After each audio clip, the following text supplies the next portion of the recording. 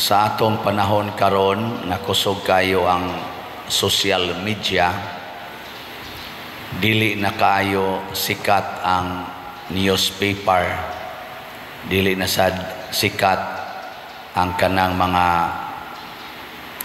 mainstream nga media, kung dili ang mga vloggers na. Kay ang mga vloggers tuwa sila sa area nya mag-selfie dayon, mag-video nya magsigig sulti, gitawag na nilag live coverage.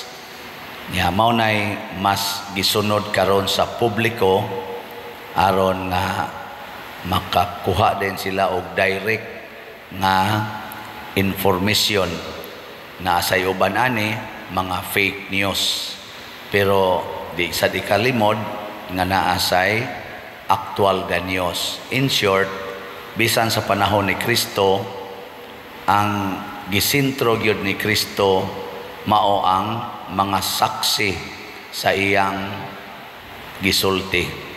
Ningon si Judas, dili ni si Judas Iscariote, kadto siguro ning sa tuingan atong usa ka Judas nga iyang kuan, iyang Tadios, mo ni ang usas 12 ka apostoles. Ningon siya, nganong kami ra may imong sultihan, Ginoo, imo unta ning isulti sa tanang tao? Nya si Kristo ni padayon sa pagingon, ang nahigugma kanako magtuman sa akong gisugo. Ang pasabot ni Hesus, importante kayo nga ang mga tao dili lang sangyawan sa dunggan, kana gyung atong sangyawan pinaagi sa atong buhat. Kay mao ginay dili malalis. Nya kumusta man mo? Nagbuhat ba mo sa buhat sa Ginoo? Mingaw man. Wa no. Sige lang tagsulti, tuo ko Ginoo, I believe in God, pero basig wa nagbuhat. Unsa may buhat sa Ginoo?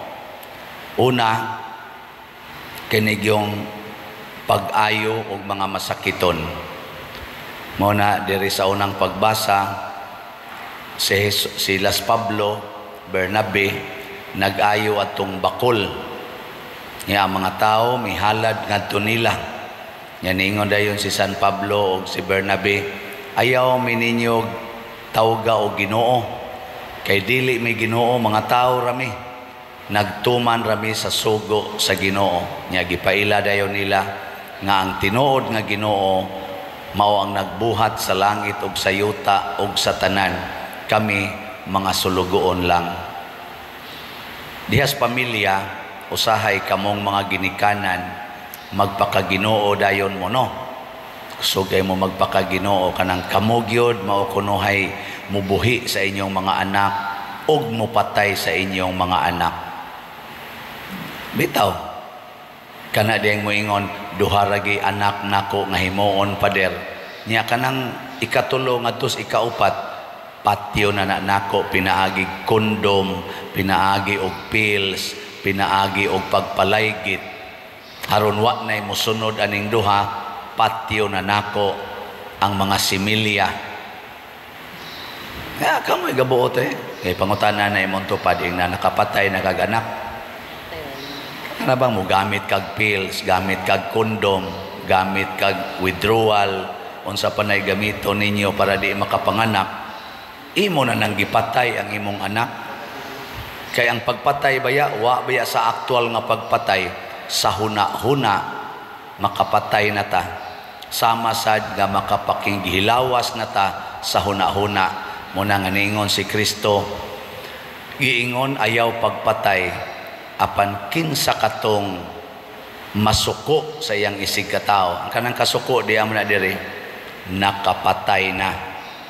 Giingon kaniadto ayaw pakighilawas, apan kinsa tong maghuna-huna og laway, nakapanghilawas na. Sa ato pa importante ning huna-huna, kay mupatay sa ni nga daghan nato dili tingali murderer sa physical gyud nga actual, pero sa huna-huna gipang murder na, labi na gyud in relation sa mga bata. Muna buhat gyud.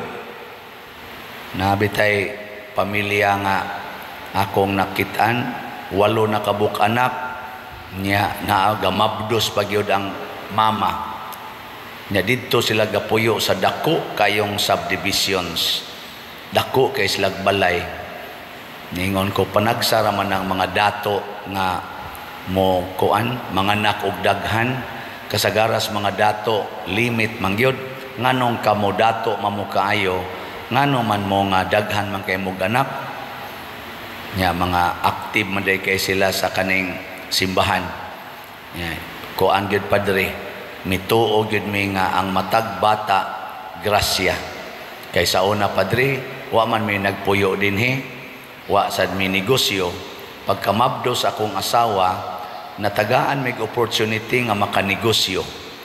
Gamay ngunang ni negosyo mi, ngundang mis trabaho. Nya pagkamabdos na sa ikaduha, na-expand ang among negosyo. Pagkamabdo sa ikatulo, pagkatao, na-expand na sa among negosyo. Karon 8 na kabuk among anak, dako na kayo among business. Munang ang amo rong gipangita, sige pagid mig panganak. Nya kisa may makalalis ana nga sila man maoy nagsulti, sila man maoy nakasinati. Mo nang di sila mahadlok mga anak. Tungod kay kada nila anak mo expand man. Ngano man kay nagtuman man sila sa sugo sa Ginoo. Why pills, why condom, why huna-huna nga mahadlok og additional nga anak. Pero karon hastang ni asod simbahan hadlok mga anak og daghan. Ang kwarta mao'y gibasihan. Mo na wa ta makasangyaw sa Ginoo. Pero ang Ginoo gusto siya nga kita mahimong testimonya nga kini di ang Ginoo nato mao gyud ang nagbuhat sa tanan og tinubdan sa tanan. Mao nang sa atong tubag sa Salmo niingon ta, ang sa atong tubag, dili kanamo o Ginoo kundili sa imong ngalan ihatag ang himaya. Sa atong pagsunod sa Ginoo, dili kita maoy gustong daygon, kung dili ang pagdaig, dungog og himaya iya nas Ginoo. Kay siya man sad ang tuburan sa tanan nga atong gipahimuslan. Kay kung kita na magmanage sa atong kaugalingon, nya kita na lang maoy magbuot, mahitabo, kita maoy daygon, dili ang Ginoo. Mingon din ka, ako na good na tanindutan ninyo balay dayo. Ay sus, ako anay mo na ako limit yung kong panganak kay kung daghan pa mig anak adi mi ka balay ingon ani oy dili mi ka palit aning among mga sakyanan nga nindot. Lisod kayo daghan tag anak. Maana dayon tinuod na dili tinuod nga lisod.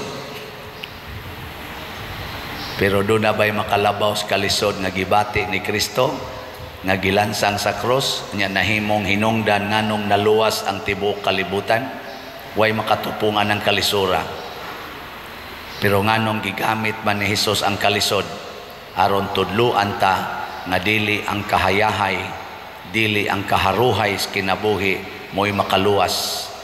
Mao hinunay hinungdan nga mga guba tang tanan. Mo na ningon si Hesus, panglakaw mo isangyaw ang maing balita. Kamo maoy mga buhing saksi sa akong gisulti kaninyo. Puy-ina ninyo ug ako magauban kaninyo. Matod pa niya sa Ebanghelyo, ako ug ang akong amahan mag-uban kaninyo ug mupuyo diha kaninyo. Pagkaninduta ana. Gilingi ay mong tupad ing na gipuy-an ka Ginoo karon. Nakisi nagpuyo diha nimo ron, Ginoo o demonyo? Naaga ninang kabalaka, naaga ninang kahadlok, naaga ninang mga kakuyaw, mao na siya'y timaan nga gipuy-an na kag demonyo.